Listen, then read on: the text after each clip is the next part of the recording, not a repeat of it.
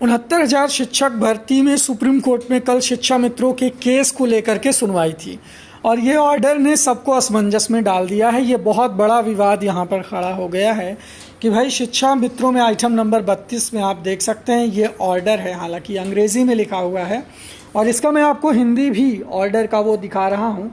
How many शिक्षा मित्रास are presently working in the state, ठीक है, एंड हाउ मैनी शिक्षा मित्रास appeared in the instant selection process, यानी कितने शिक्षा मित्र वर्तमान में कार्य कर रहे हैं और कितने अपीयर हुए हैं सिलेक्शन प्रोसेस में, पहली चीज़।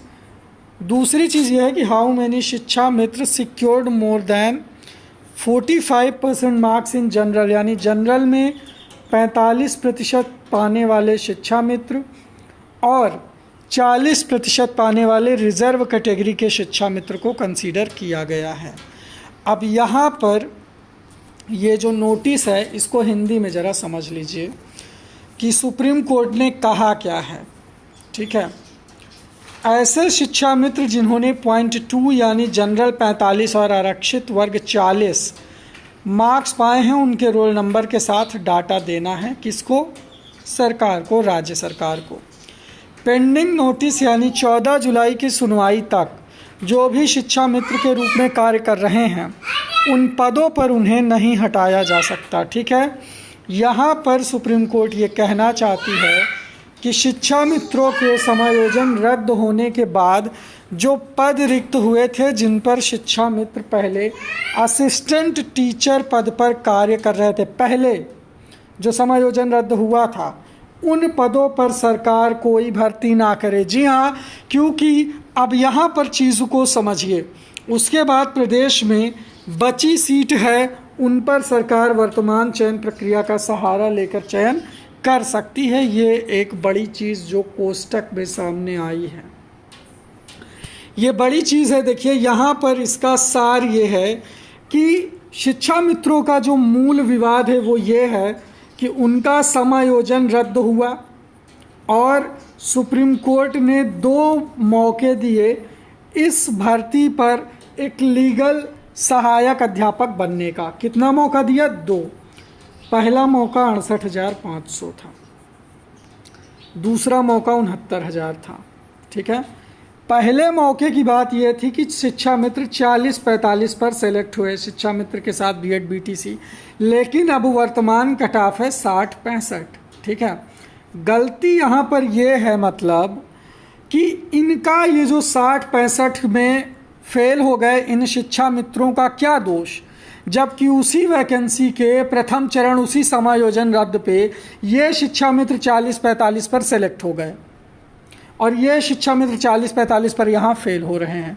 बात को समझिए कि सुप्रीम कोर्ट में क्या तर्क दिया गया है, क्या लॉजिक दिया गया है, ठीक है, कि सुप्रीम कोर्ट इन शिक्षा मित्रों के लिए कोई कंपटीटर नहीं है, ठीक है, कि ये कोई कंपटीशन की तैयारी करने वाले लोग हैं जैसे हम मतलब जो है बीएड बीटीसी को देखते हैं कि डिग्री लेकर के कंपटीशन में आए।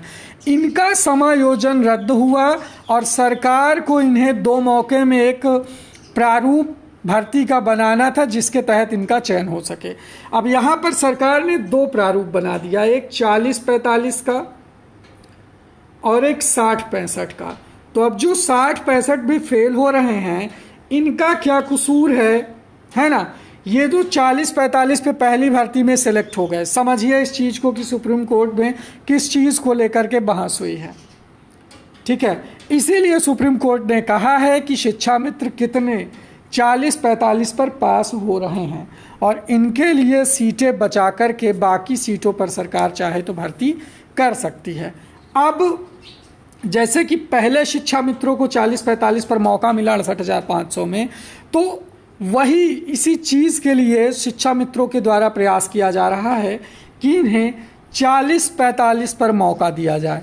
सुप्रीम कोर्ट ने ये लिस्ट किस लिए मांगी है, इसका ऑर्डर का जो पूरा सार है वो 14 जुलाई तक अभी इन सीटों पर कोई भर्ती नहीं हो सकती। अगर जितने शिक्षा मित्र 40-45 पर क्वालिफाई हैं उनको सुप्रीम कोर्ट से राहत मिल सकती है ऐसा आसार इस ऑर्डर से नज़र आता है कि सरकार उसी बेस पर कि भाई शिक्षा मित्रों पर ऑलरेडी 40-45 पर पहले के शिक्षा मित्र सेलेक्ट हुए हैं, तो इस बार दूसरी भर्ती में इनका क्या कसूर है, सरकार इनके साथ ऐसा क्यों कर रही। कुल मिलाकर के पॉइंट ये बन रहा है। इसलिए शिक्षा मित्रों के लिए हो सकता है, ये प्रोबेबिलिटी है, चीज़ों को समझिए, प्रोबेबिलिटी है कि शिक्षा मित्रों को 40-45 पर उनका जो है सीट सुरक्षित की जा सकती है।